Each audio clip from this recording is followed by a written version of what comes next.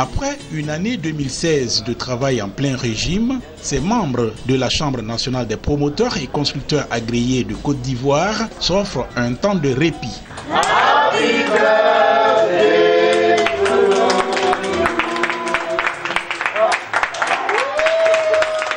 C'est que les membres de l'association se félicitent du regain d'activité dans le secteur de l'immobilier ces dernières années et aussi des réformes entreprises dans le secteur de la construction, même s'ils sont encore très loin de satisfaire le besoin national en logement qui s'évalue à près de 500 000.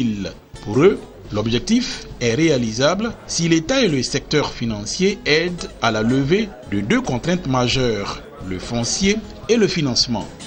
Au niveau du foncier, qui est la matière première de notre activité, c'est de permettre à ce que ce secteur soit assaini, de sorte que les ACD se fassent dans les brefs délais pour que nous puissions avoir des garanties hypothécaires pour accompagner évidemment nos différents projets. L'État a certes fait beaucoup, mais nous en demandons un peu plus d'avantages, c'est normal, de sorte que lorsque nous commencions un projet, le foncier ne sera pas un blocage pour nous et que les partenaires que nous invitons, bien entendu, pour nous aider dans nos programmes, puissent être rassurés. Les investisseurs, lorsque nous approchons, les premières questions concernent le foncier. Donc, je pense que l'État a mis en place certaines réformes, notamment la purge des droits coutumiers et un décret qui a été signé. Il faut que le décret soit mis en application par les différentes autorités.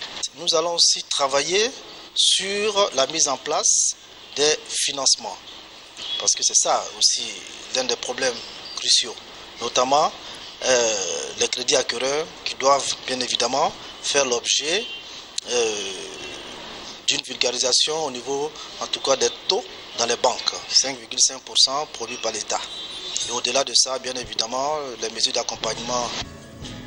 Après le succès en juin 2016 du Forum international du logement social, la Chambre nationale des promoteurs et constructeurs agréés de Côte d'Ivoire se prépare à la seconde édition. Des promoteurs et constructeurs qui ont pris une part active dans le programme présidentiel des logements socio-économiques et de standing initié par le gouvernement ivoirien en mars 2013.